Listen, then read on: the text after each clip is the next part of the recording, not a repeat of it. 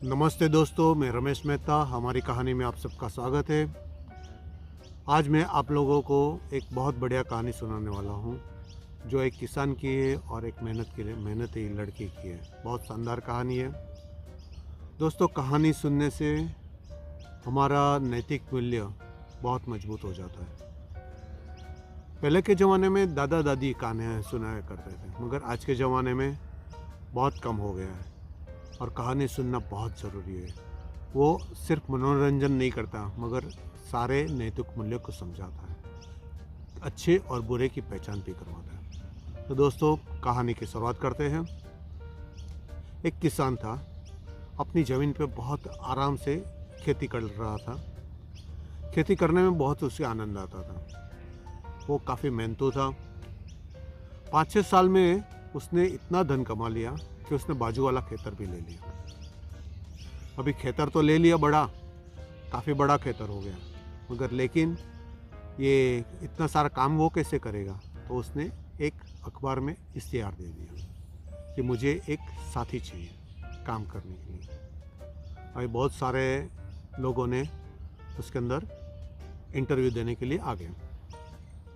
सबको कुछ न कुछ क्वेश्चन पूछता था कि भैया खेतीबाड़ी के लिए क्या जानते हो, क्या काम करोगे, कैसे काम करोगे, ये झाड़पान ये कैसे होता है। तो लोगों ने कुछ उसको सही तरीके से जवाब नहीं दिया, तो उसको समझ में नहीं आया। इंटरव्यू देने के लिए एक लड़का आ गया। उस लड़के को पूछा तो वो उसने एक बहुत अटपटा सा जवाब दे दिया।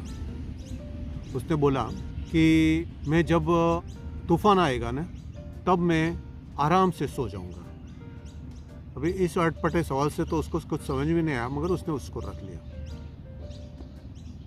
अभी वो खेतीबाड़ी में अच्छी तरह काम कर रहा था, तो खेती की रक्षा भी कर रहा था और खेतीबाड़ी में काम भी कर रहा था।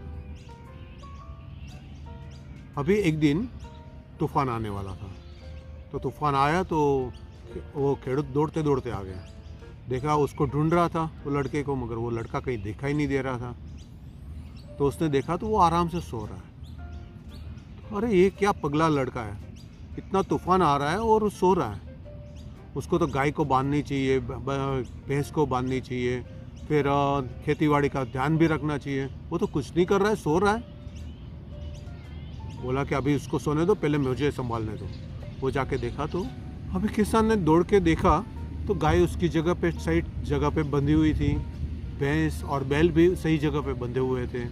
खेतीबाड़ी के आजू बाजू जो भी रक्षा करनी थी वो सारा उसने काम कर लिया था। अभी वो लड़के के पास आया।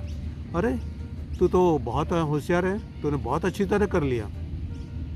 उसने लड़के ने बताया कि मैंने पहले ही कहा था कि जब तूफान आएगा मैं आराम से सो जाऊंगा। अभी किसान को समझ में आ गया कि सारा काम वो पहले से ही कर लेता है, इसलिए जब भी तूफान आता है तो उसको भागने की ज़रूरत नहीं पड़ती।